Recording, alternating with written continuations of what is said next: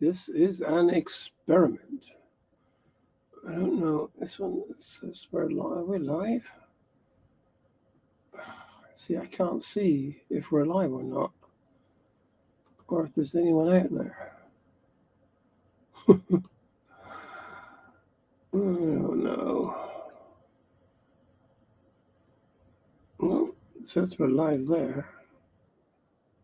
Oh, look at that. Turn that volume down. And so people can chat on YouTube and on Facebook. I don't know. This is all an experiment, much like life. But an experiment. Oh, look, it is there. That's crazy. I'm going to hit play there, and I'm going to turn the volume off. Okay, so the volume's off. So yeah, well, this is revolutionary because we are live on YouTube and live on Facebook. Hi, Simon. Hi, Warren. Hi, Baird. I am live. 4 of us so far. You know, I was amazed at the response from the last one I did. This is one of these reasons I'm doing it again, is because I will tell you, actually, I had at one point there were like 45 people watching, maybe 50, and then when I went to look back at it, there were, it doesn't say, I think it was 150 views. So people watched it even though I wasn't live anymore, which is kind of nuts. Oh, I managed to go. Oh, there we are. Okay, so we're back. How can I do this so it's not quite so bright? I don't think I can. Just make it smaller. There you go. That kind of works. See, I don't want to see me. Oh, I know. I can just move it off the screen. So welcome to my experiment. Why is that there? That shouldn't be there. Hang on. It's so technically complicated to make all this work. You would be surprised. I mean, just the technology involved in me speaking to the entire world, if it wants to watch, from a funny little boat somewhere in Malta, live. I mean, it's like live television. I haven't figured out how you do all the fancy stuff yet, but I don't really want to do all that because, you know, it gets a little much. You don't want too much painy. So what have I been doing before the questions flood in? Today was pretty good. Today was quite funny. It's a Sunday, so everything's shut. And I used to live in South Africa a long time ago when I was like so big. And they have this stuff called biltong. Biltong is fantastic. It's just, I mean, the biltong you get in South Africa is often game, whereas the biltong you get in the rest of the world tends to be beef. But it's still really tasty. And they cut it in strips and they cure it. And they smoke it and cure it and smoke it and cure it. And I was thinking to myself, we're in Malta. You're not really going to find any biltong in Malta. So I went online and I typed in biltong, Malta, boom. And this company called Biltong Boys pops up. And I'm like, oh, that's good. Look at that. But they were away for the summer. It's like a part-time business for them. But they got back and I just decided to buy myself a Christmas present. So I bought myself biltong, although it's not spicy enough. So what I do is I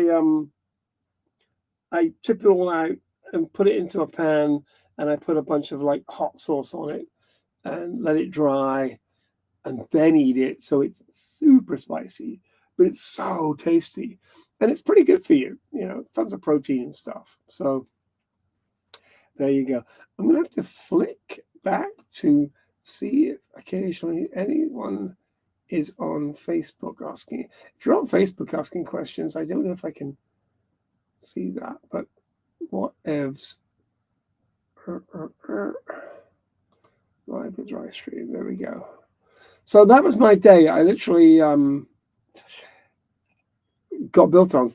It is a little bit like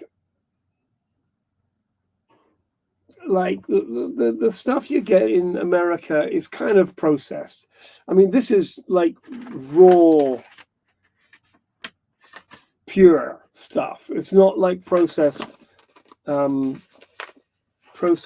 things you get in America. I never found biltong in America. I did find biltong in Maidenhead. There was a South African shop that actually had the biltong right there, and they would slice it up for you. And I mean, it's not cheap. I mean, I bought, each of these is 200 grams. So it's quite a lot. And they're 13 euros for 200 grams. And I got 2 of them because it's Christmas and whatever. So that was my one thing I did today. And I fixed a light in my kitchen because I need to be on 12 volts as soon as I get off the mooring here, which is in 15 days. So 15, 16 days, I'm out of here and I'm back on the mooring buoys, which is great. But I have to make sure that I've got just good light and power that all comes from 12 volt. Although I will have a small generator running. My good friend Tony, we kind of swapped. I had an outboard motor that was too big for my dinghy, so I gave him that, and in return, he kind of just gave me his generator because he needed a new generator anyway, and it all worked out. He is now in the Canary Islands, about to cross the Atlantic, because that's what he's dreamed of for a long time. So it's like it's pretty impressive, because he's not a fantastically experienced sailor. He's been doing it for a long time and he does know what he's doing. But this is his first time across the Atlantic, which is, I don't know, kind of a big deal, really. I don't think I'll ever be going across the Atlantic in a boat. Maybe a big boat, but not like a little boat, because I don't know. I'm not saying I wouldn't if someone said, hey, I need a hand. We've got this nice catamaran. We're going across the Atlantic. You want to come? A part of me will go, yes. I mean, a part of me will go, no. But a part of me will go, yeah, let's just do it. What's the worst go wrong? Death? I don't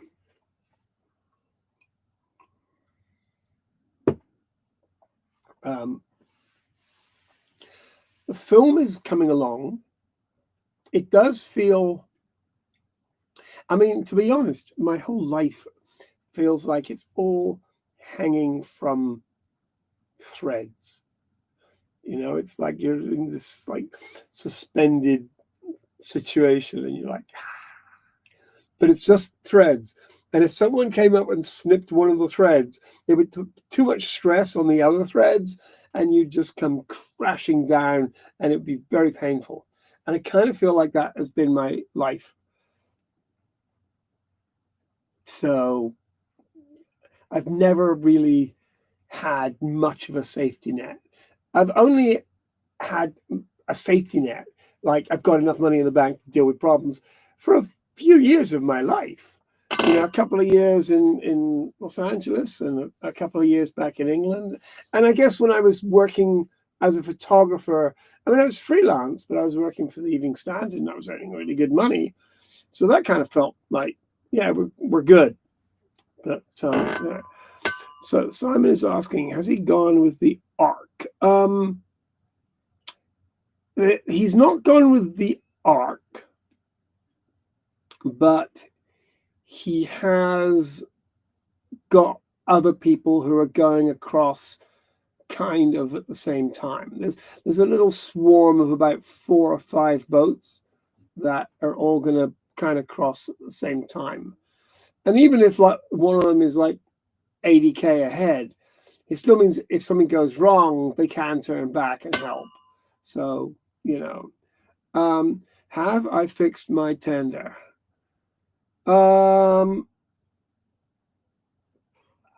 I've solved the problem,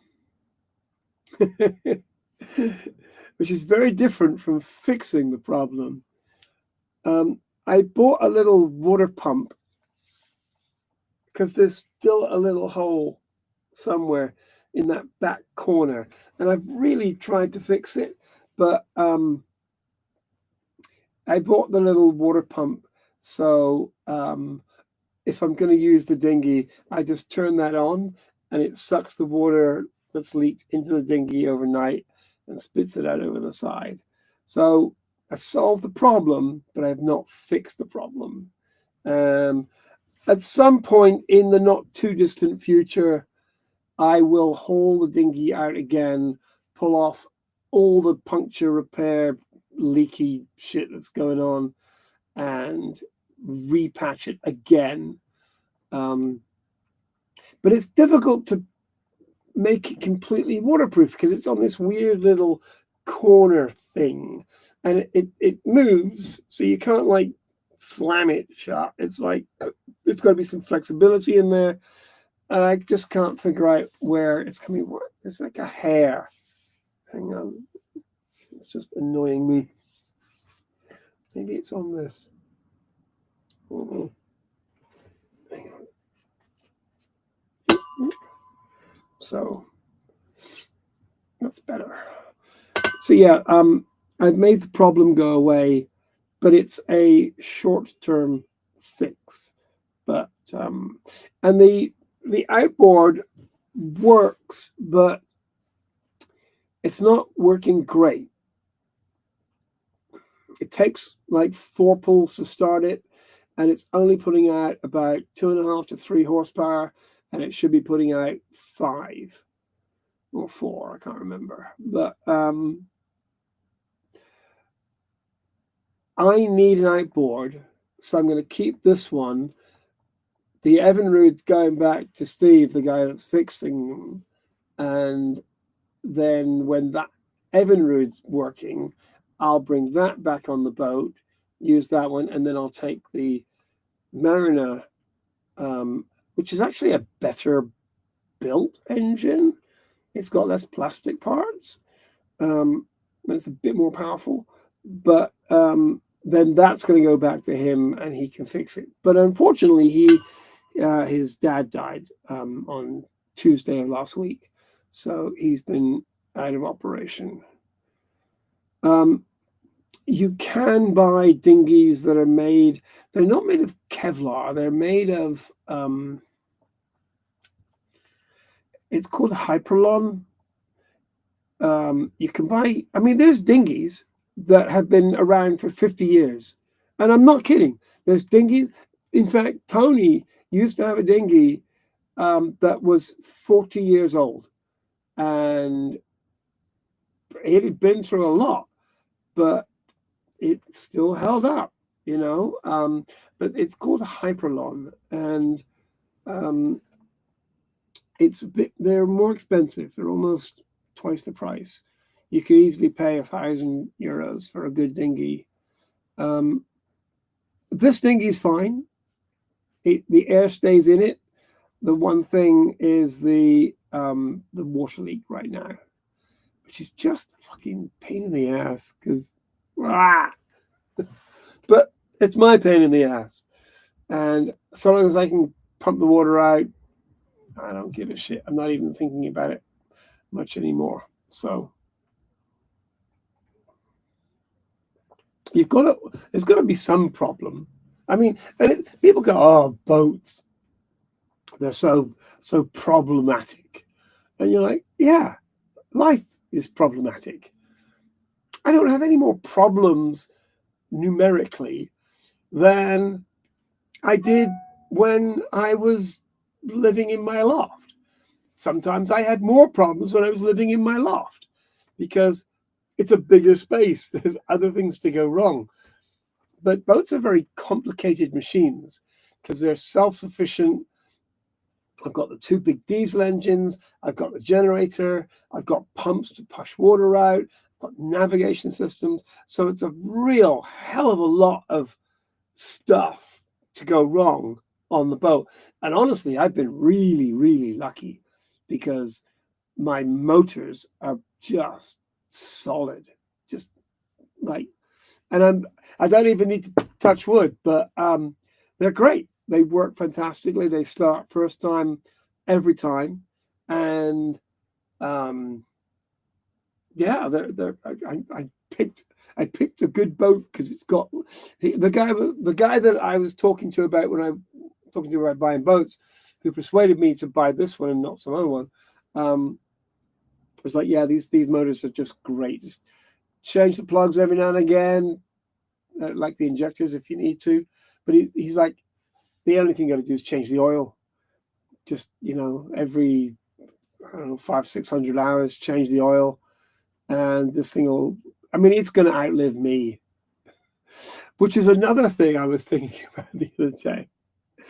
When you get older, you're like, yeah, I need to buy some boots. And then you think, if I buy a pair of boots, they're probably going to, because if you get a good pair of boots, they can easily last 20 years, You're not going to wear them every day.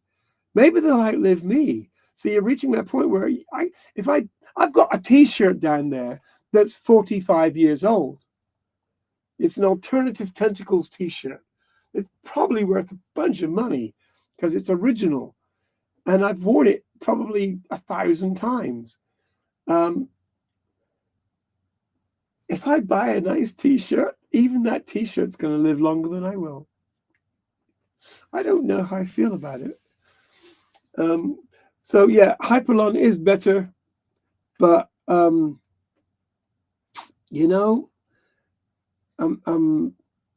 not rich enough. Maybe if I sell the film for a ton of cash, not even a ton of cash, a good amount of cash, then I would actually buy a new dinghy and a new outboard motor. Warren's asking if they make electric outboards. They do, but pushing stuff through water requires a lot of energy. It's not like an electric car. An electric car, once it's rolling, hey, Beanie, fucking hell, it's Beanie. We'll get back to Beanie in a moment. Electric cars, you can push really easily along the road because there's very little rolling resistance. But once you get past like 1 knot of water, the pushback of the water flowing across the boat is huge. Even if it's just a dinghy, electric dinghies are great if you know you've got like 1K there, 1K back. You're never going to need it to go any further, and that's fine. The problem is you've got to charge said electric dinghy, and that means you've got to have a decent, reliable source of power, which could be solar, but that adds more money. And then, because you've got the motor and then you've got the batteries. So if you've got 2 LiPo batteries, which is maybe 500 each, so that's 1,000 for the batteries, another 500 for the electric motor, maybe less, but probably not, if you want a good one. So you're talking 1,500 euros to get power to your electric dinghy. You could buy a really nice new 5.5 horsepower Honda or like 4-stroke motor for less than half of that, because you know, batteries are expensive, and you have to buy the batteries as well, and you've got to keep them charged. Whereas if it's gasoline, petrol powered, you just pour it in and go. I mean, that fuel tank I've got on that boat out there right now, I filled it up 2 weeks ago, and it's still got juice in it. So no, I'm not going to buy an electric outboard motor. And electric boats are a ridiculous idea. It's okay if you're a ferry going across a river, and you can charge when you get in. Whenever you get to one side, you can just charge for a bit. That's fine. But on a practical level, electric boats are nowhere near there yet. Not even close. Where in the world am I now? I am in Malta. You want to come visit? It's kind of nice.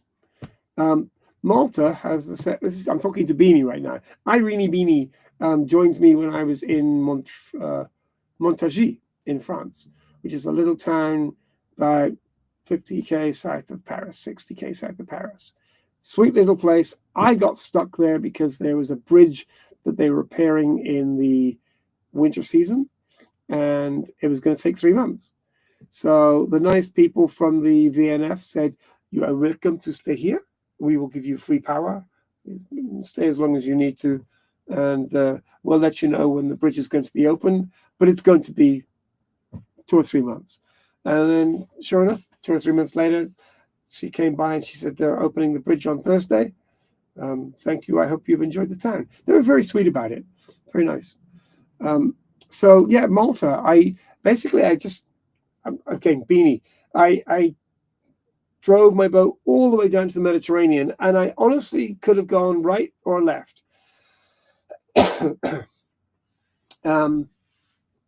Because I could have gone to Spain, Gibraltar, Portugal, even gone through the Straits, but the Atlantic coast is not. This boat is a coastal cruiser, and the Atlantic coast can get a little bit rough. And so I'm like, I think I'll go down the other way. So I turned left and I went, because I also wanted to go to the Côte d'Azur, which is like the Saint-Tropez all the way around to Monte Carlo area, which is like one of the most beautiful places in the world. No, I did not learn French because I didn't stay there long enough. If I had stayed there long enough and got myself a French girlfriend, I would learn French. But so many people there speak English, that you don't actually need to speak French. Although I did do some Duolingo courses because I thought maybe I will stay here, because the Côte d'Azur was super friendly, not too expensive. There were places you could go to in the winter that were like 20 euros a night, which is pretty damn cheap. And in the summer, you just go out on the hook and go all around the area. So I really thought about staying there. But I'm like, I couldn't quite work out what my life would be if I just stayed there, because, yeah, it's beautiful, but what am I going to do? You wake up on the boat and you're like, what am I going to do? You can't just go, oh, it's beautiful. I'll fly my drone up the mountain. So I just thought I'll go to Malta, because Malta they speak 2 languages. They speak Maltese and they speak English. They teach that in the schools, and 98% of the people you meet speak both languages fluently. You might find the occasional older person that doesn't speak English, but they can get by. Because now I've got hiccups. So I just thought I'll keep going to Malta. So I kept going, and here I am in Malta. And now I decided to make the film, which is super interesting. because I've kind of always wanted to make a feature film, like a fictional story. And it just, I don't know. I should have fucking done this like 20 years ago. I was in freaking LA. I had tons of contacts. I could have done it. I wrote a couple of screenplays. I even thought about starting one, but it just didn't happen. And I don't know why. I think I just couldn't get people on board enough. I couldn't get enough people that I knew on board. And so it kind of felt like it was just me. And the films I'd written were too complicated to shoot just me.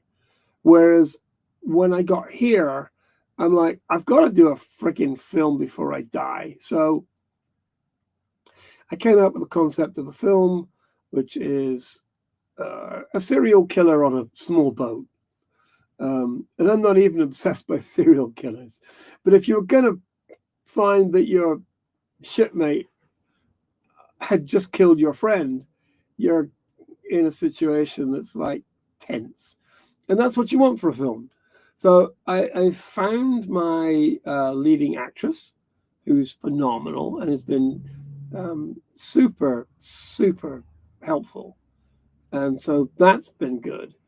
I've got a couple other characters lined up cast-wise. Now I've just been looking for locations. I've been buying cameras. That's over there, but you've seen that anyway. And I've decided to shoot it with an anamorphic lens, so it's super widescreen. And I just want to do it. But it's like, yeah, I really want to just dive off this cliff. But you need to make sure that there's not rocks below. So I'm being very careful about it because I don't want to get halfway down that cliff and realize that I jumped off in the wrong place. So, good evening, Steve Monroe. How are you? Good to see you there. Yeah, there's people here. Yep, there's a few people here. That's good. I'm just going to flick through to Facebook to see if anyone's... No one said anything there, so that's good. We're on... where are we? Where's the button? Streaming. No, not that button. It's actually quite complicated to do all this. I am surprised I managed it. But I did.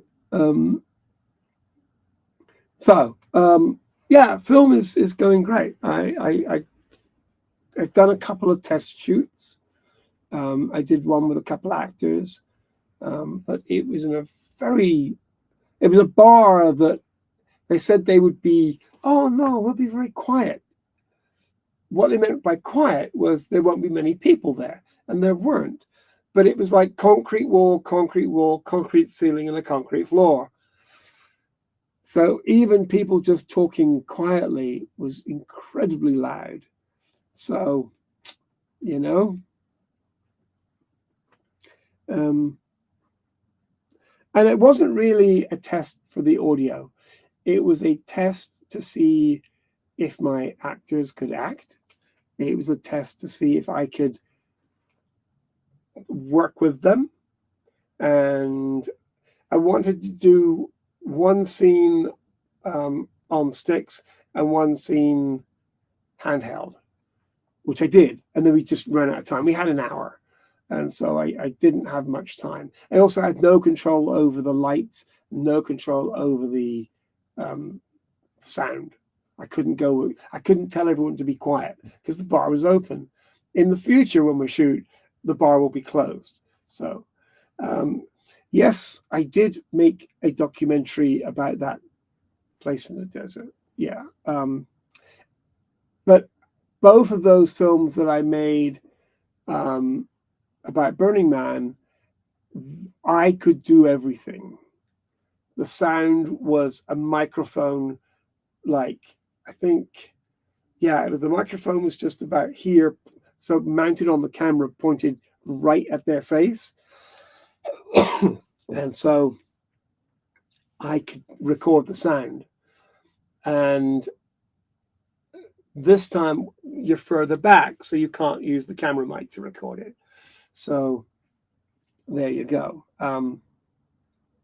But I will hire a sound recordist, because the sound in any audio visual project you do, the sound is infinitely more important than the picture, because you can cover up bad video with B-roll or just have fucking bad picture. It doesn't matter, but you've got to have good sound.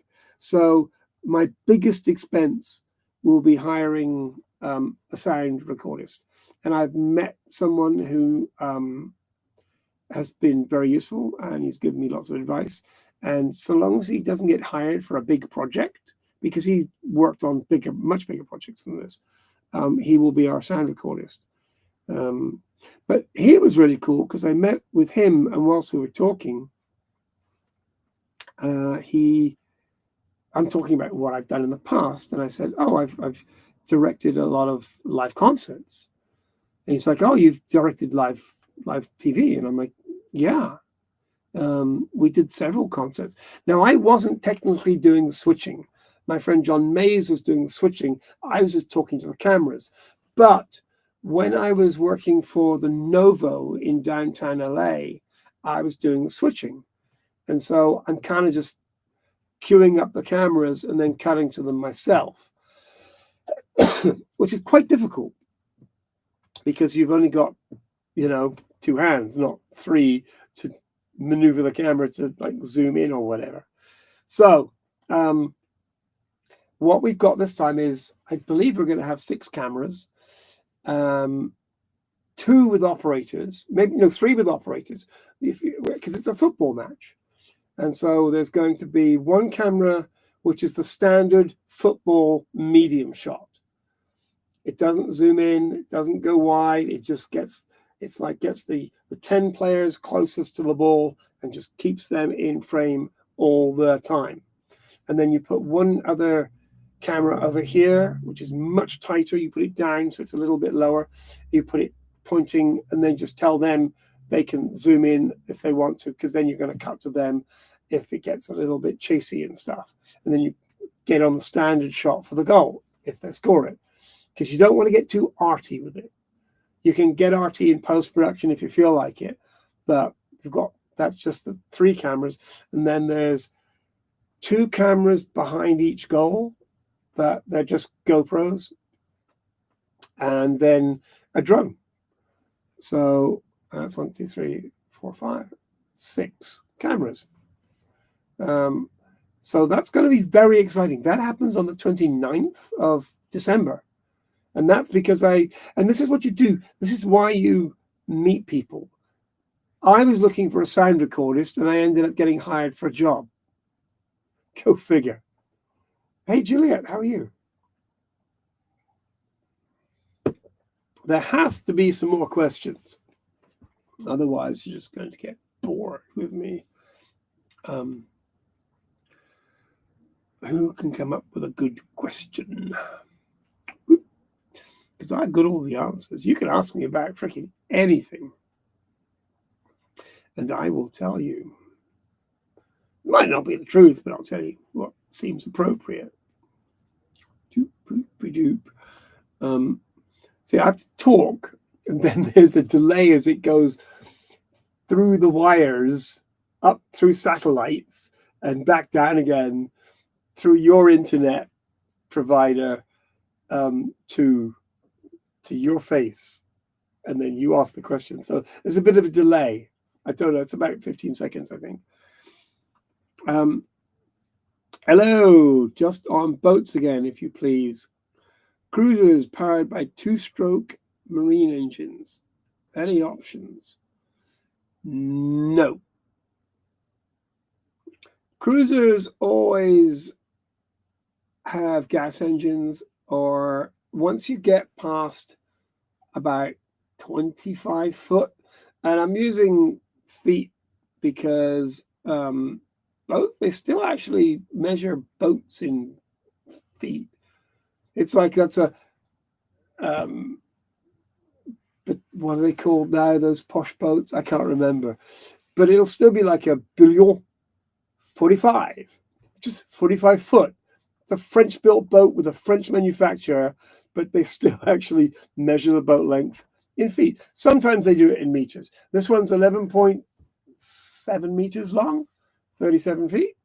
But once you get past about 20 foot, you need kind of a diesel engine, unless you've got a speedboat. The speedboats are often gasoline powered, but anything like a cruiser that can get up on the plane. I mean, my maximum top speed on a perfectly mirror-like surface with the wind behind me a little bit would probably be about 20 knots, just like 25, 26, 27 miles per hour, I think. So that's pretty fast. I mean, it feels like you're doing light speed. It's really scary when you're going that fast. And I've only done it a few times. The engines actually say that you shouldn't run it at full power for more than 10 minutes at a time. So you just, it's like an airline when it's flying. They're cruising at like 50, 60, 70% power. They're not on full power. The only time they use full power is on takeoff. So you don't want to push the engine so it's like going for all it's worth. So you want diesel engines on a boat to go, because you just want a big old diesel engine. You just do. Outboard motors, the military have some diesel engines, but they're all four-stroke. You can get to, I mean, the super tankers, they actually have like a straight 16 two-stroke diesel engine, which is producing out 40,000 horsepower, which is incredible. But I assume that's not what you're talking about. So marine engines tend to be diesel once you get past 25 foot. And if you see any of the boats you see all around the marina, they're all diesel engines. You never see them being topped up with gasoline because they're diesel. Hang on.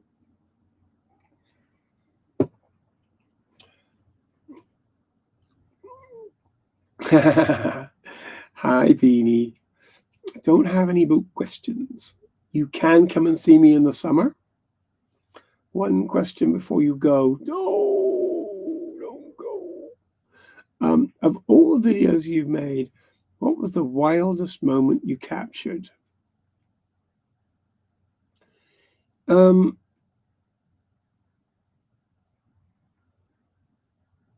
There were some good moments when my dear friend Mandy Hayes was here, but unfortunately she's no longer with us, and I wouldn't be able to film that anyway.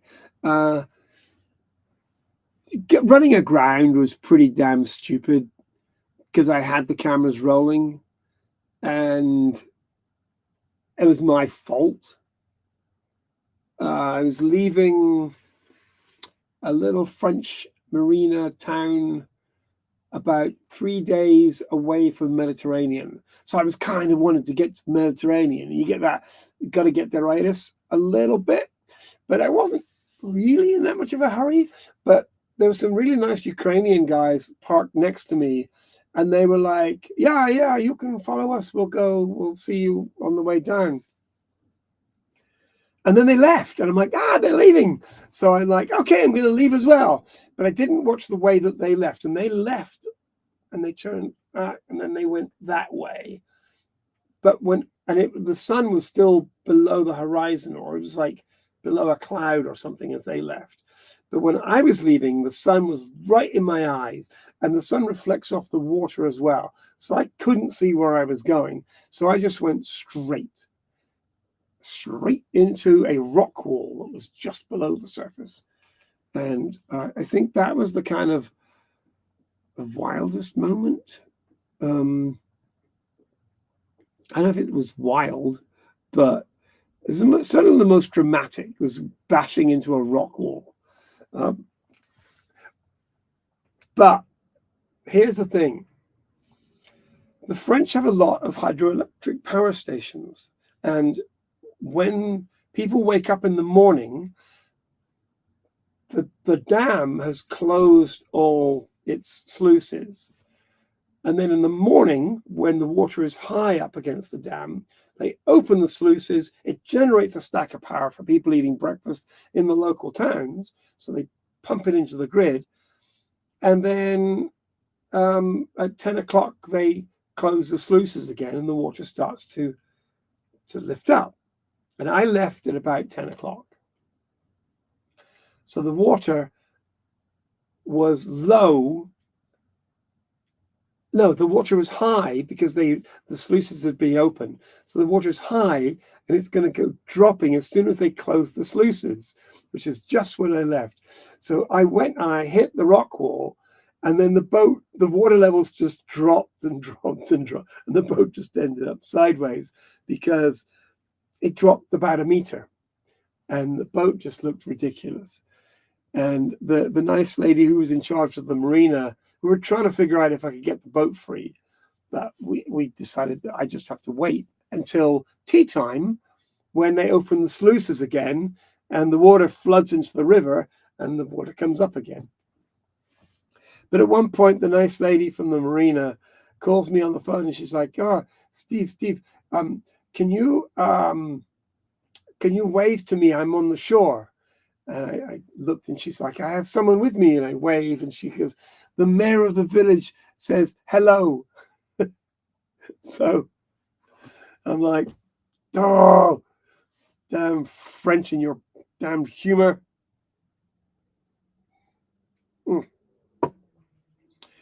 Hey, Martin. Yes, good evening. All is going well with the film. It's a long process with lots of ducks. But fortunately, the ducks want to be in a line. So I haven't come across any problems so far, but I will. I guarantee there's going to be huge problems just because there will be. You know, it's like there'll be the one day we got to shoot because the weather's looking good. And then my lead actress or actor or whatever will be like, "I can't make it today. You know, I've got to go, my son's ill." And so you're just, you know, okay, we can't shoot that. So I can't like just block out 3 weeks and shoot the film. If you had money, you can go, "I'm paying you guys a bunch of money. I need you here." But I can't do that. I'm paying them a little bit of money, but it means I can't retain their services. I'm just helping out. So, you know, someone just made a bad joke about ducks. True, though. Yes, Beanie, I'm glad as well. And when you come here in the summer, actually the spring is better than the summer because it's a little bit cooler.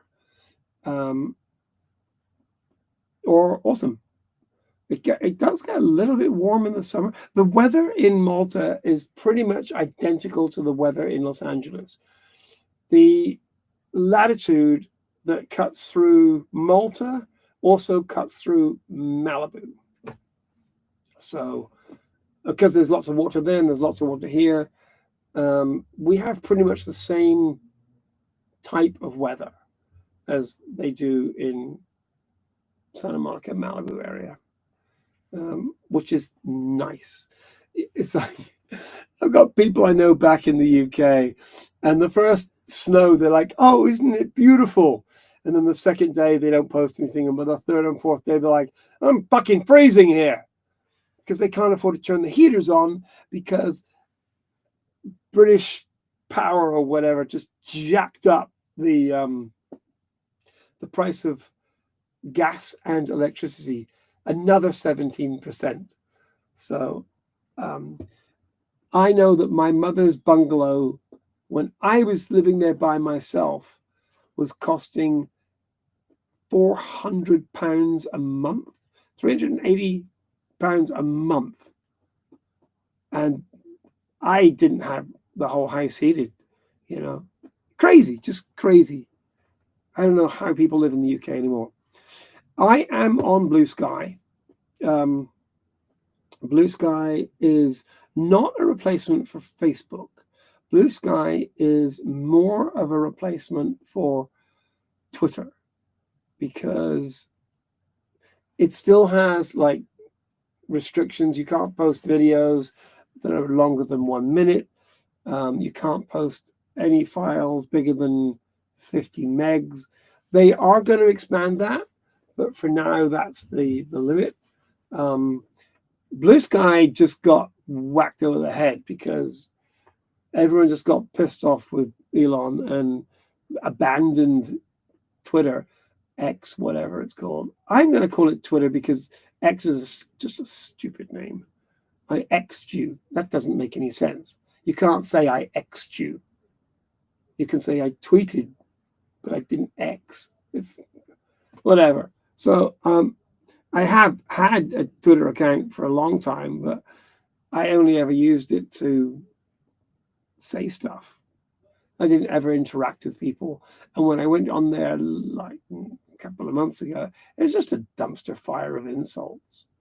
Not towards me because I hadn't done anything, but you just look at all the comments and they're just like, they're all just some fat prick sitting in his basement being angry about shit.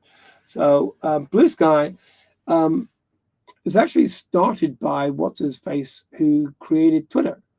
And I mean, it's a little bit more like Facebook than Twitter was, but it's still more like Twitter than Facebook. But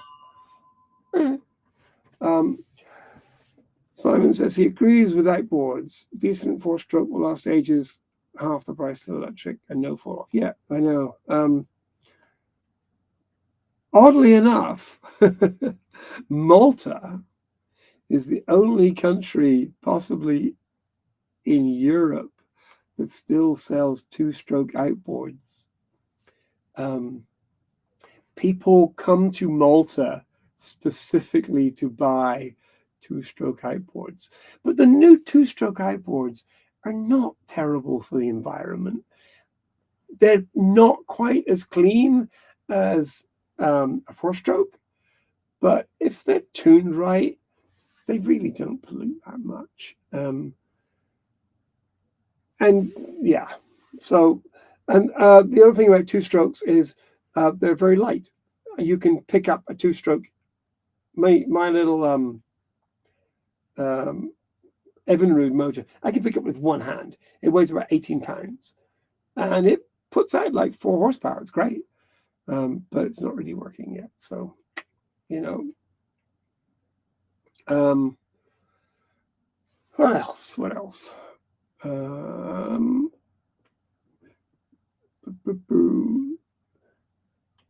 Serious delay for comments reaching you. That one just popped up. Sometimes, Beanie, it's because I'm not looking at the comments. I'm just ranting about stuff. I love you. But I miss the sound of two-stroke motors. Well, yeah. You don't really, the two-stroke don't, because the exhaust is under the, like goes through the propeller. So it just gets dispersed out the back, but you don't hear the exhaust. So, you know, and they all sound different. I just like them when they work. The best sound of any motor is it running, not just like not running. And the worst sound is that. I hate that sound.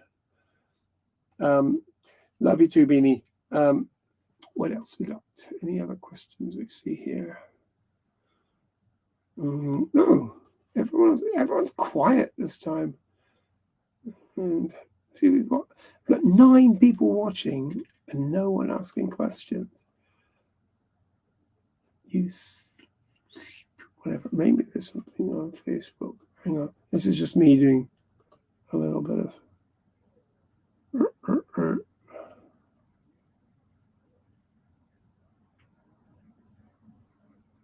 are we? Oh, it says now playing. Okay. All right. So apparently it is watching. It is working. But whatevs. And yes, whatevs is a word. Well, whatever. Whatevs is a word because I say so. Where the fuck is it? I actually like the word whatevs. I also like obvi because it's funny. Not all of the shortened words are funny, but whatevs is kind of funny, and obvi is also kind of funny. Yes, subscribe. If any of you aren't subscribed to my YouTube channel, fucking subscribe, you bastard. If you subscribe, you get like all sorts of free gifts. I'll come around and give you a lap dance. You'll love it. The friendly flags, I still have them, but it's kind of interesting. Honestly, it never really reached the point where it became self-sustaining. Like, by self-sustaining, I mean, there's enough people have got them and they talk about them that I don't have to push it anymore. Because me pushing it gets boring. Because they're like, oh, fucking Painey going on about his flags again. And it never reached the point where enough people were talking. And I gave away in 2,000 flags. No, I probably gave away 1,600 flags. No, I had 2 batches. Yeah, maybe 2,000. I gave away a lot. But I think that might have been the problem, because if you give something away, it doesn't seem to have the value of something you paid for. So maybe that was what I did wrong. I don't know. If occasionally, like once a week, I'll get a request for one, and they'll pay on the website. The website's still up, but I have not been pushing it because I'm probably not going to order a bunch more. And it was a good idea, but not enough people got behind it. So, you can spend so much time pushing that. And I mean, it didn't cost me any money. I made back slightly more than I paid out.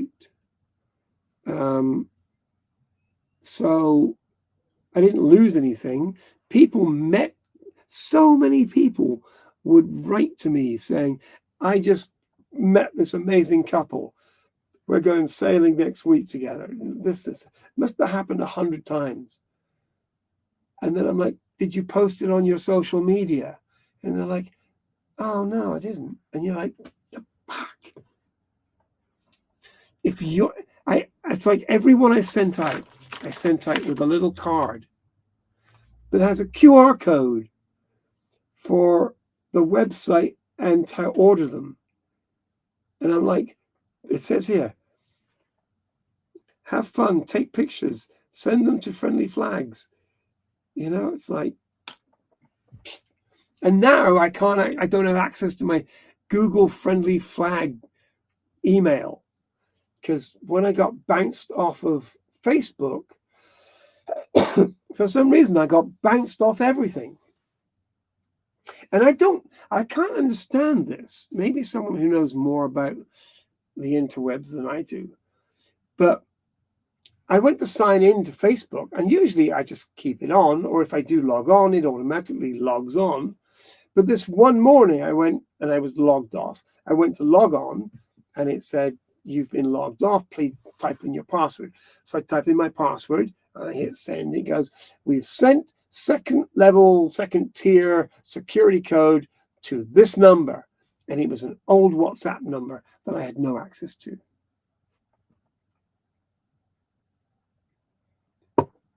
It took about, and I'm not joking, about 60 hours worth of work of me just refusing to give up. Probably 20 people said, you'll never get that account back. But I'm like, there has to be a way. There's got to be a way to Blockbuster.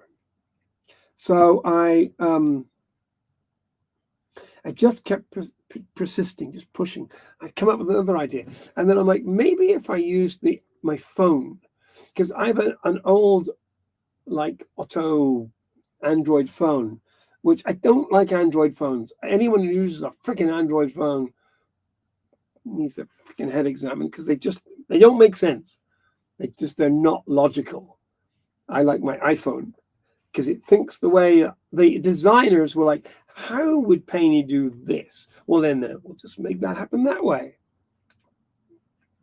Whereas Android are like, ooh, I love the way this happens. I think this is right. You have to use this now. And you're like, no, it's just annoying. So I never used it. I just use it as a hotspot. So I have Epic is the company, cell reception. I pay for unlimited data. I pay 26 euros a month for unlimited data. And that goes to the phone, and then I turn on hotspot, and then I link everything to that. But I'm like, what if I downloaded Facebook onto this phone and I tried to access it from there? And I did. And it said, we've sent a security code to that number, which is actually fucking stupid, because that's the number I was using that phone to try and access Facebook. And they sent the security code back to that phone. That's how fucking stupid Facebook is. The people it's the middle management of Facebook are fucking retards. They're just fucking tards. And they're hired by the higher management, so they're a bunch of fucking tards as well. It's like, and then the people who write code don't care. They write code, blah, blah, blah, blah, blah. And they don't have a customer support system. They don't have it. There is no customer support. Facebook doesn't want to talk to anybody apart from the advertisers who spend thousands with them. And I actually tried to become an advertiser so I could get hold of someone. But they said, we've contacted you through your Facebook page. And I didn't have access to it. So, anyway, I finally got it back. And, but I couldn't post. I could post stuff, but I couldn't comment on anything for 2 or 3 weeks. So, you know, I don't know.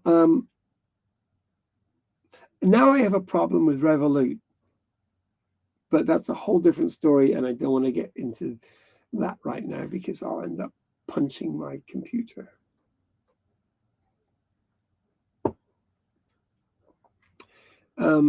How much Maltese have you picked up in your time there? 0. Hi, Stevie Crypto. Is that Watchulus? Can't see who you are. I'm guessing that's Stevie Watchulus.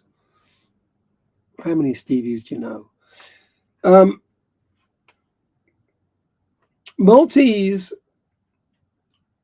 when it's written, looks like a drunk dyslexic spider trying to spell out an exotic sexual disease that you might catch in Africa. It's very complicated. It's mostly Arabic, although do not tell a Maltese person, hey, your language sounds Arabic, because they're like, no, it's Maltese. um, the other day, there were a couple of old ladies, and I could hear them shouting at each other, and I thought they were going to get into a fist fight. And they were both in their 80s, 70s, 80s. And I'm like, oh, this will be interesting. I went outside, and they just hadn't seen each other for a couple of days, and they were very excited. But yeah, it's not a beautiful language. It's quite harsh. It sounds like a fight is about to break out. Always. It always sounds like a fight is about to break out. So that's just what Maltese is. I won't be learning to speak Maltese because that would use up way too much of my brain power. And I'm on somewhat limited brain power right now already. So I will not be learning Maltese. And everyone speaks English. It's like it's not not even like it's their second language. It's like a parallel language. Sometimes they'll be speaking Maltese, but they'll also speak English to each other as they're speaking Maltese to each other. And it's not an unpleasant language to listen to. If two girls are speaking Maltese to each other, it sounds quite sweet. But it also, it's Arabic, so it has that kind of cutting harshness to it. I've never really understood languages. I mean, why not just speak Italian here? I mean, the original settlers came from Sicily. Why did they go, well, you know what? Did they have a meeting where they all just sat down and went, let's not speak Italian anymore. We have a new language here. And then they came up with a new language. I've never understood languages. You know, why is Danish so different from German or French? And there's a line, you know. I mean, they all speak fucking all the languages anyway, but who picks what language gets spoken?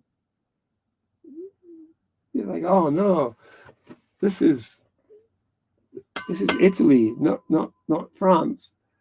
We can't speak French anymore. We have to speak Italian. I don't know. There's a lot of odd thoughts that go on in my brain. It's like a pet that never sleeps and like scampering around all the time.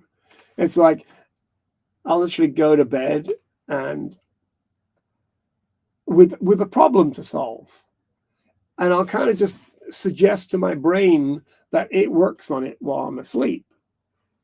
And then when I wake up, I'm like, oh, I know. Yeah, I should do that.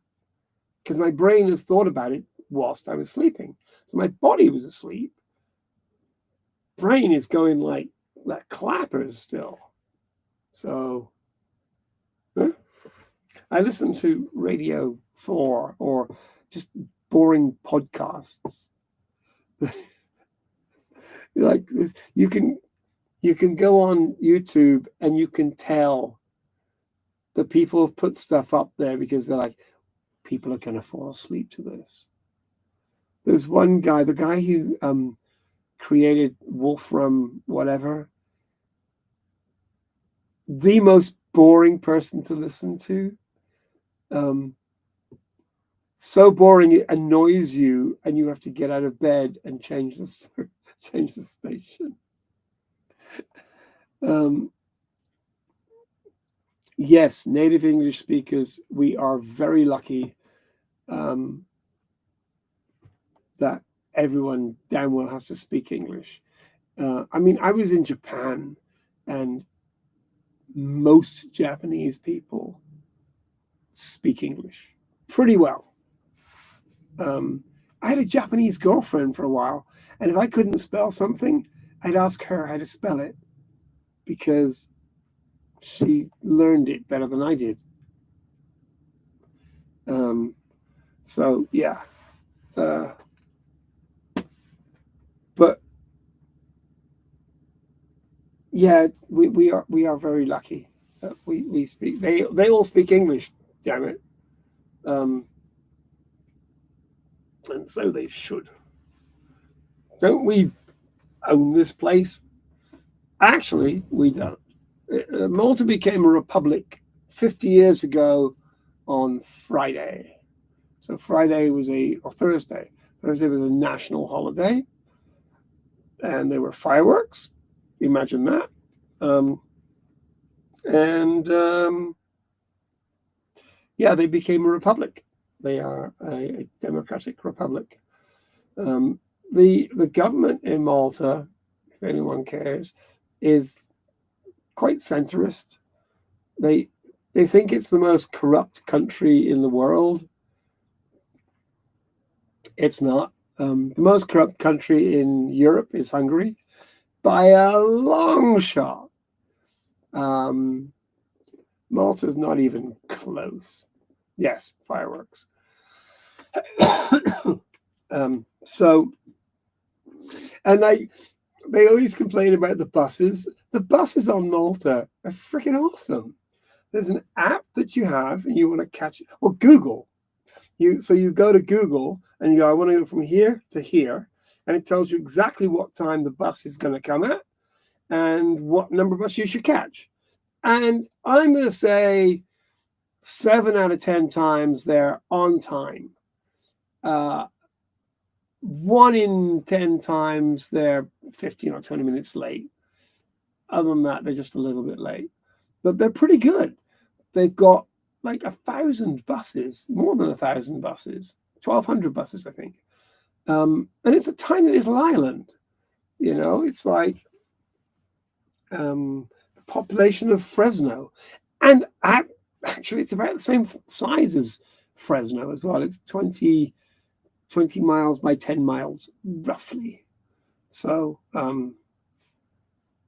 yeah, the buses are great, but they like to complain about the buses. They also like to complain about the driving. It's like that someone got killed the other day, and it was on the front page of the newspaper. And everyone's like, horrible drivers in Malta, blah, blah, blah. And I'm like, I don't think that's true. And so I said, I don't think the driving in Malta is worse than anywhere else I've seen. And they were like, I guarantee it's worse. So I looked it up, and apparently on an international list of deaths per 100,000, Malta is 21st out of 190. So we're in the top 10% of safety. And then the person deleted their comment because, but it's kind of funny when people, they always like people. I think it's a hangover from being a British colony, because there's quite a lot of Britishness about Malta. There's a lot of Malta about Malta, but one of the hangovers from being a British colony is they do like to whine and complain a little bit sometimes. I'm just going to go upstairs. I'll be right back. Right, another question, please.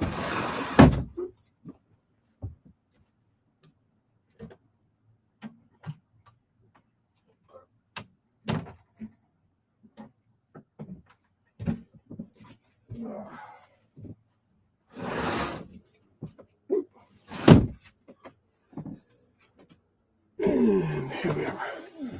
We're back. No one wrote a question. God damn it. Beanie's gone, so there's not going to be any life from Beanie. But let me see if there's anyone on Facebook saying anything.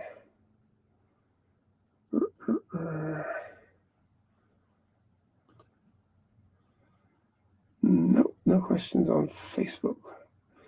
More people watched this last time, which is fine. I don't mind. I mean, I had nothing to do. To be honest, I almost forgot. I only remembered to do this about 15 minutes before I actually turned it on. Cute, not smart. That's me. There you go. Okay.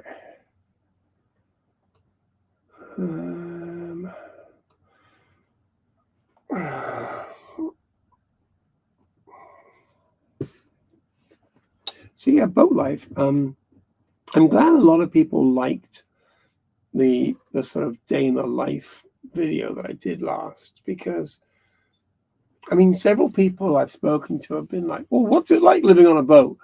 And it to me, it's become normal. But I mean, I guess it's not. Like when I went to go and collect my biltong, I had to get in my dinghy, pump the water out, start the motor, take the little dinghy around. It's about 1K that way to the little bus stop there, and then jump on the bus, which arrived on time. It was like a 20-minute ride to this place where I could pick up. This is where the guy lives. He's got a little like shop somewhere, but it's in the middle of Malta. He's like, well, you can just pick it up from my house. So it's a real like kind of small market that he's got, but it's delicious. But yeah, so it's 20 minutes there and then 20 minutes back and then back to the boat. But that's just not what normal people are doing. People just go down to the shops. So it's a little bit different because everything is boat based. And when I'm out on the mooring buoys in Slima, then I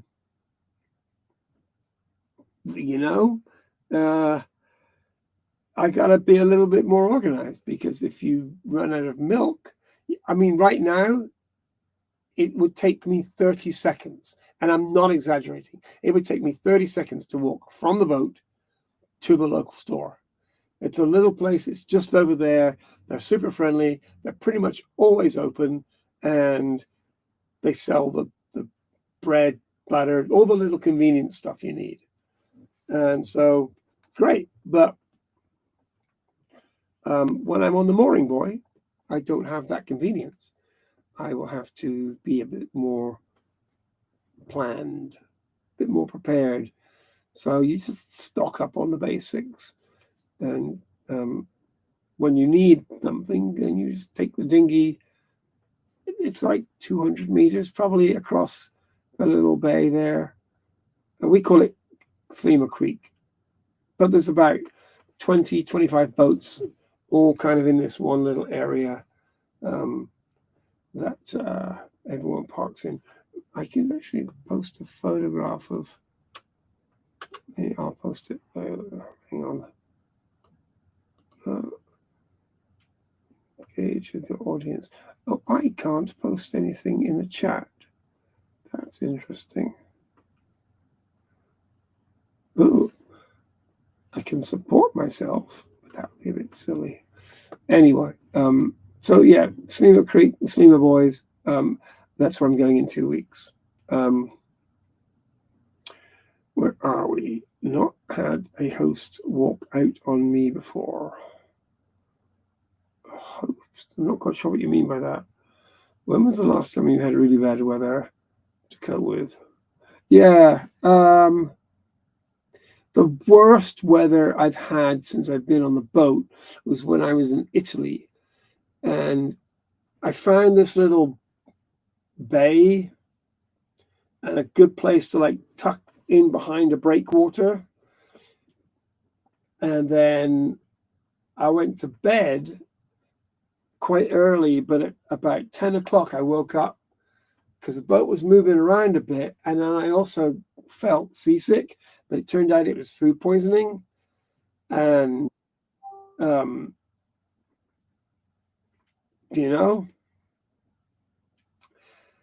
the boat starts, so the weather swung around. It swung 180 degrees and it was directly hitting me. And it was bouncing the boat around so much that it smashed the dive platform, which is still broken. I'm trying to get that fixed now because it was lifting the back of the boat up.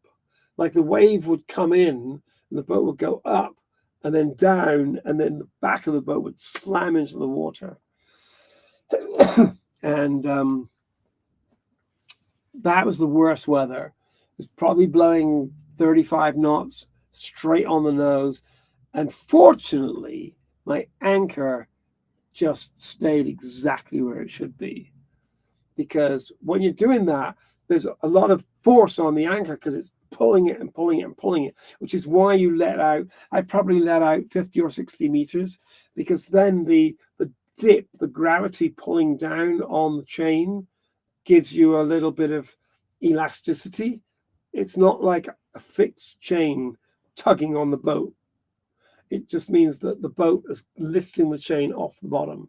So the anchor was dug in, and I was just hoping and praying, because I'm not quite sure what I'd have done if the anchor had given way. But it didn't, and everything was fine. I just felt fucking sick as a dog until I was awake the whole night, just sitting on that little thing there, just throwing up, hoping the boat wouldn't sink. Oh, it was a miserable night. Bad weather in Malta. Yeah, but we're so protected in here that I'm not worried really about bad weather. If I'm out in the creek and a really bad storm is predicted, then I would just come into the marina. They would find space for a bunch of extra boats, and you just come in here. And we're in a really well protected, like, natural harbor, and then there's a breakwater halfway down as well. So I wouldn't worry about that. So there you go. Martin coming tonight. Be rough in the creek, but he's sensible, not move back there yet. Marina will be fine. Wait, what? It'll be rough in the creek. No, it's not rough in the creek. I was there for 2 months and I really liked it. To be honest, I'm kind of looking forward to getting back out there, because there's more of a community than that. Because not like 80% of those boats has someone living on it. So everyone kind of knows everyone else, and boats come and go, because that's what boats do. But here in the marina, there's a guy, Miguel, I think his name is. He's got a boat just over there, and he lives on that boat. And I think there's another guy further up that lives on his boat. But it's like there's 50 boats on this one pontoon, and there's only 3 people living on it. I don't understand why more people aren't doing what I'm doing, because this is like 500 euros a month.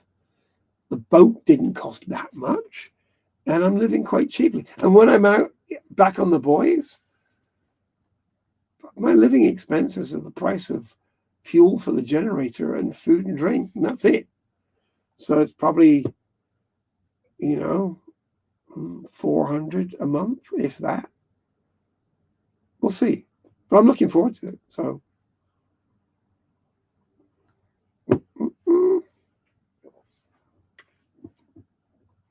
who else is out there? Who else is out there? We're back down to 4, and we have been running for 78 minutes.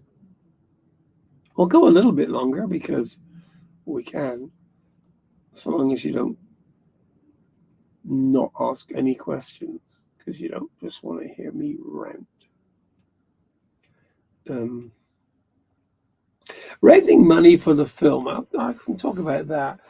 It's kind of weird, because whenever you're trying to raise money for a project,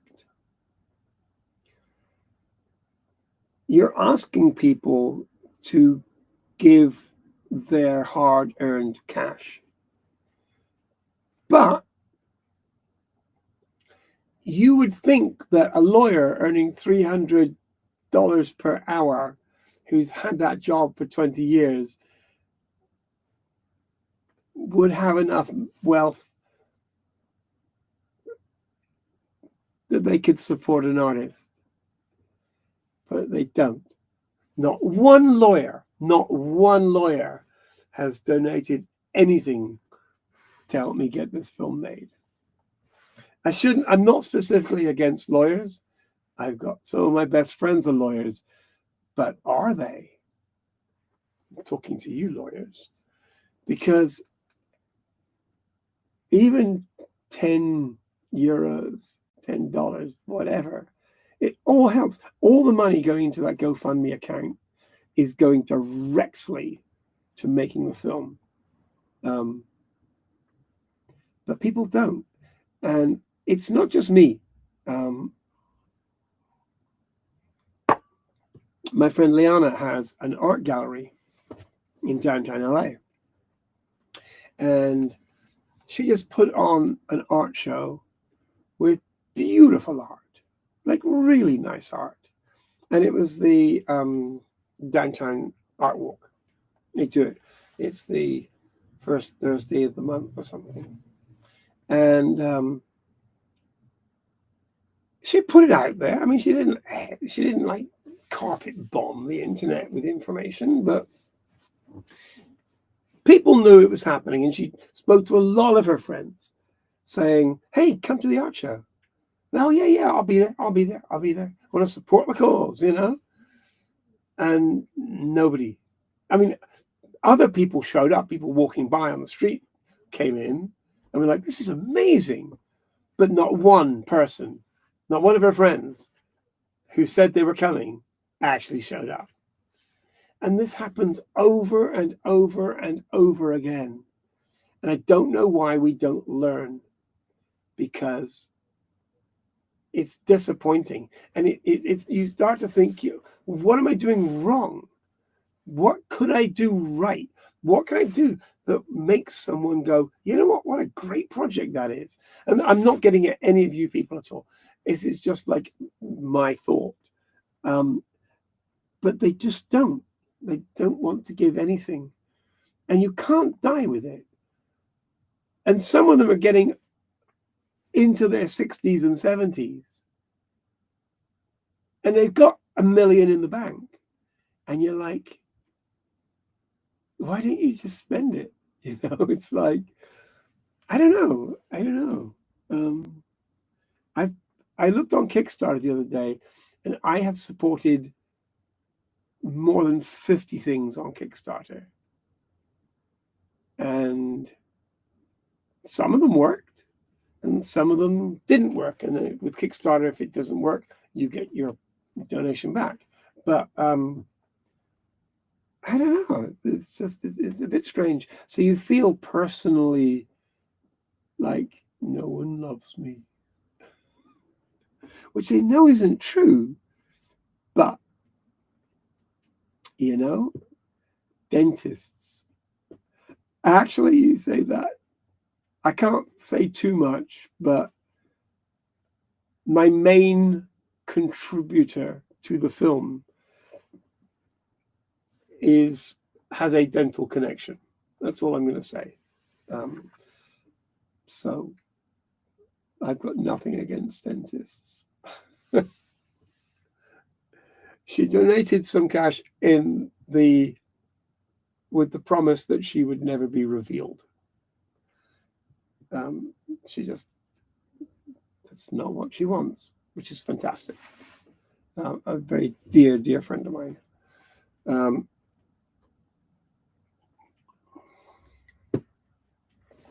Hi, it's John Shearwater Gregal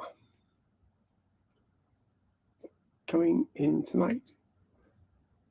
Quite nasty, but not long. I don't know what that means, but I know John.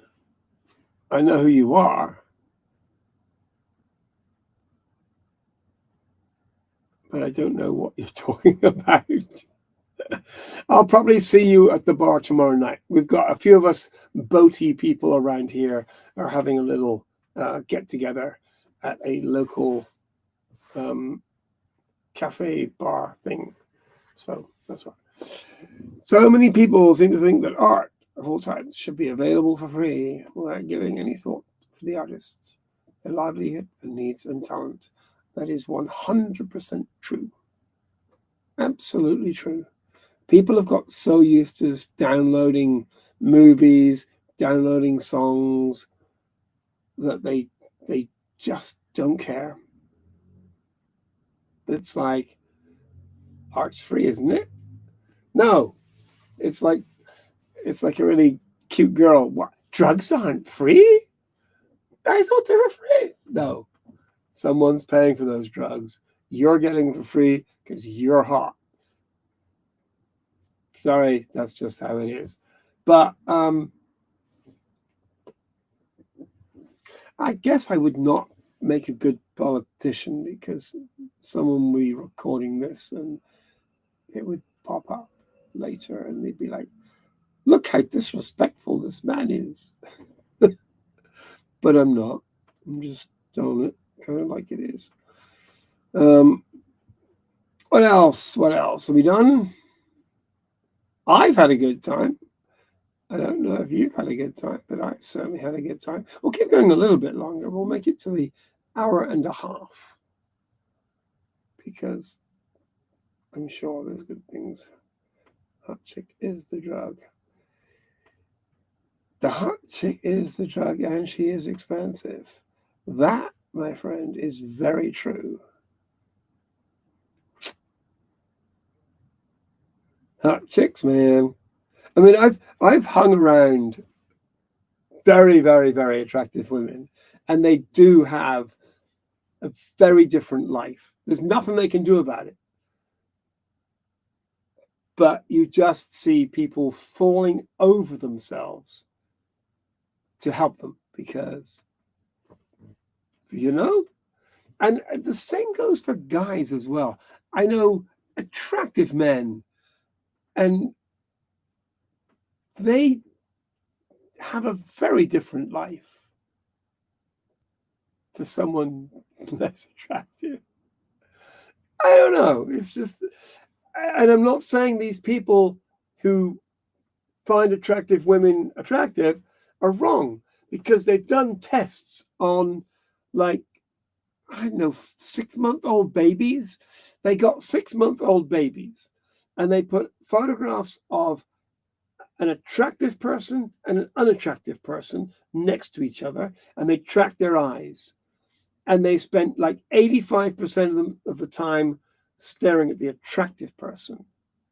And this is a 6-month-old child who can barely focus. So, yeah, it's genetic. We can't help ourselves. That's my excuse anyway.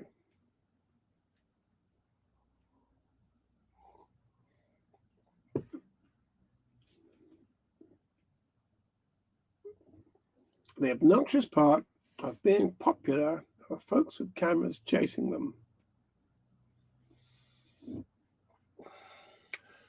I've been one of those people.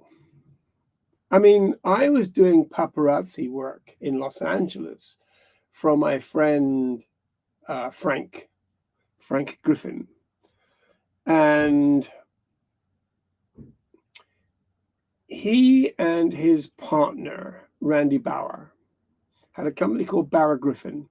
And Bauer Griffin were right at the top of the paparazzi companies in LA. There was Splash Pictures in Santa Monica, and there was another company, and there's one solo guy. But the 3 or 4 people like Bauer Griffin were right up there. And we weren't chasing people, because this is the good old days when you did everything you could do to not get seen, don't get busted. I don't know if you people know this, but I took the photograph of George Michael sunbathing in the park. But I took that photograph 6 months before he got busted, and that bust was a whole fucking crock of shit. But yeah, I was the person that took the photograph. And then I got approached by Channel 4, who were doing a TV show, and they wanted to interview me. So I went to London and shot an interview for them. But I talked to the producer beforehand, and I said, this isn't anything negative about George Michael, is it? And she said, absolutely not. It's about the phenomenon of the paparazzi photographers, how they were then, how they are now, and how George's outing all happened. Because everyone knew he was gay. It was no big deal. But he hadn't said, I'm gay. But when the whole Beverly Hills Restream incident happened, that's when he came out and said, I'm gay, whatever. No one cared. He went on to win like 7 Grammys that year. It didn't impact his career at all. And he handled it well. He handled it like it was a joke. It was funny. So, but we never interfered with his life. We're only photographing him in a public place. And why are we taking those photographs? We're taking those photographs because people want to see them. So you can't really blame the photographers. It's like blaming the drug dealers for the drug problem. You can't blame the drug dealers for the drug problem. It's like blaming prostitutes for the fact there's hookers standing on the sidewalk. It's the people, it's the whole industry that's needs fixing. And so where was I in this rant? So yeah, I don't blame the photographers for wanting to earn a living taking photographs of famous people. I would not do that job anymore because it's changed so much. The photographers are now very obnoxious, getting right into people's faces and asking them stupid questions to get stupid answers. So, but I had no regrets doing what I was doing. And if you search George Michael, I think the show was called Outed. It's still up on YouTube somewhere, and you can see me in all my glory talking about taking photographs that day. Okay, where did they get my photograph? I'm not saying which kind. I don't know. I think you guys are talking to yourselves or each other. Need to have an in-house discussion about the sense of beauty in animals. Yes, animals are beautiful.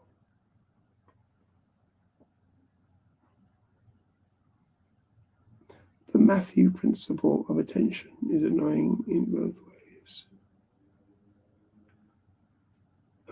Okay. Not quite sure what that means, but anyway. Did we make it? We're 2 minutes away from 90 minutes. But it has been fun hanging out with you, nice people. And thanks for watching my silly little adventures and escapades, because it's just me out here. And I do what I do, but it's like having the camera. Where is it? I don't know where it is now. It's almost like taking people with me. I know that sounds silly, but it's kind of not really. I mean, it's like I say today we're going to do this, when what I mean is today I'm going to do this and you're just coming with me. So I don't know. But anyway, we are up to 90 minutes. Any more questions?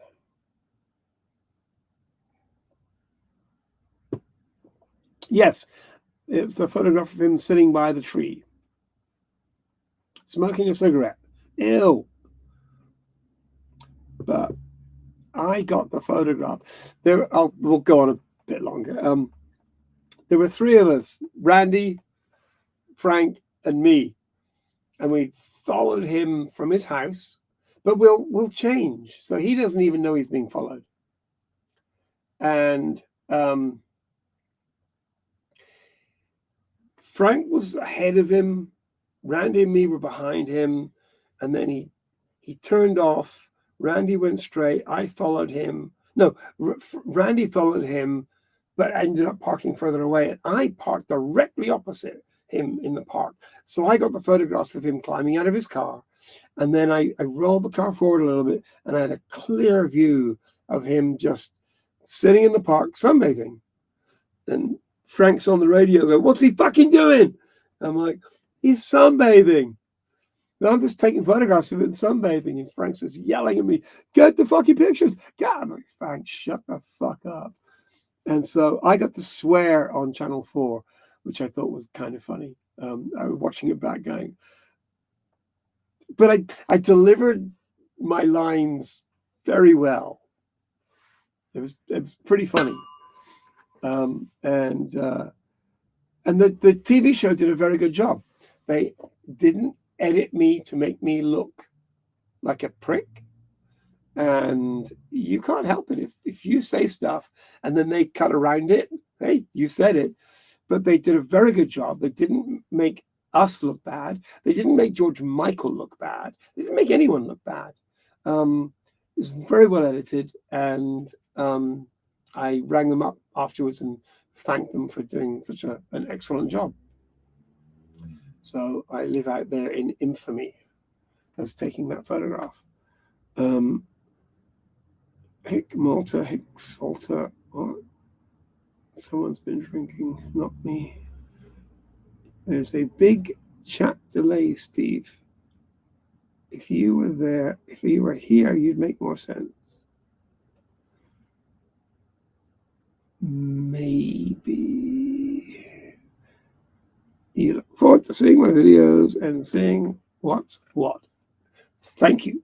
I will continue to make my videos. I'm going to be making them a bit more often and a bit shorter over the next 6 months. I'm going to try and do them weekly and like making the film. And as production ramps up, right now there's not much going on. But as we start to ramp up production, there's going to be more going on, and it'll get a bit more interesting. And I'll also be taking the boat out as well. You know, it's like I was looking just today and like, ooh, maybe I should take the boat out for a couple of days, just because I haven't taken the boat out for a couple of days. Because I got a working outboard, got a working generator, got a working anchor. You need those 3 things. Without those 3 things all working, I can't take the boat out. I've got to take it out and come back. But if I've got an anchor that drops and comes back, because it's too heavy to lift by myself, you need the windlass. So that got fixed. So then you've got to have a generator, because I need the computer, and my solar is working, but it's not working perfectly yet. I've got some pieces arriving. I ordered them, but they're not here yet. And I want a dinghy, because if I go out, I want to be able to take the dinghy ashore, because that's more fun. You should make a feature film based on Ernest Hemingway's novel Old Man. Hasn't that been done? I got a feeling there's already been a film made of that. And that's not really quite what I'm doing. But anyway, yeah, I do get people go, "I'm so envious," and I'm like, well, you could do it. I mean, some of you couldn't, but a lot of people could. But they throw barriers up in front of themselves. They're like, well, yeah, but you know, my children need me. My grandchildren, no, they don't. Your children do not need you. Your grandchildren would love to come and visit you if you lived somewhere else. But if you want to use that as an excuse, you can. But it's an excuse. It's not a reason not to go and do something crazy. I mean, I know most of you noticed I did that thing for The Guardian, and that was great because the journalist did a very good job, quoted me perfectly. Everything he said, I said. The headline was a bit odd because it was like he's sailing around the world, but the headline writer is a sub-editor, is not the guy that wrote the piece. So a few people were like, he was not sailing around the world. I'm like, sorry, I didn't write the headline. But so I did that, and a lot of people wrote to me going, I've been thinking about doing something like you said you've been doing. And I read the whole thing. I went and I've watched every single one of your videos. And next week, I'm buying a boat. And they'd send me photographs. They bought a boat. So that to me is really touching. You know, it's like you've really affected someone's life where they've done a real like turn. They weren't expecting to. They thought about it and then they did it. It's like I was talking to a friend of mine back in the UK, and she's like, yeah, I really want to move to Greece. And she said she didn't vote for Brexit. I got a sneaking feeling she voted for Brexit. And I'm like, yeah, you can't move to Greece anymore. She's like, why not? I'm like, because they don't let you. You need like 1.2 million euros to invest in Greek property, and then they'll give you not citizenship, they'll give you a visa to stay there. And she's like, I don't have that. I'm like, yeah, you can't move to Europe. So her entire retirement plan gone because she can't make that big change. She still could, because if there's a will, there's a way. You find a way. You know, it's like, don't ask me how I lived in Los Angeles for 27 years. Slightly illegally. But here is fine because I live on my boat. So long as you live on the boat, you can actually be legal. It's like Schrodinger's immigrant. You're not legal, but you're also legal at the same time. So, because so long as here's how it works.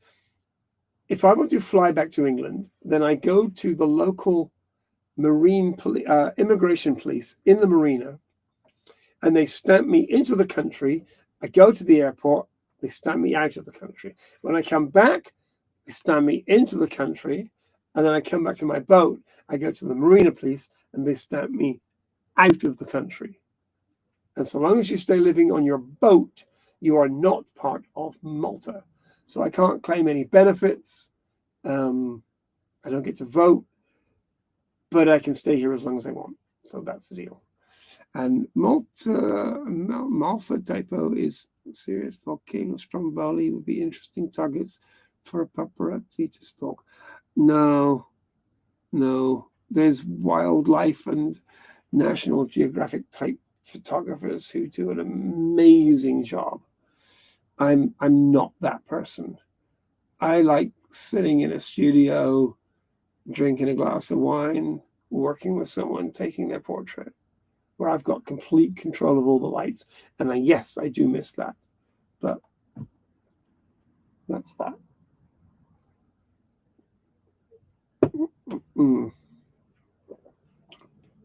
All right, I think everyone's gone. I have talked. There's 4 people still watching, maybe still watching. Let me just check here. There's a few more people there. Okay, we are good. That was fun. Thank you for participating, and thank you for your ongoing and continued support. Good Good night. Bye bye.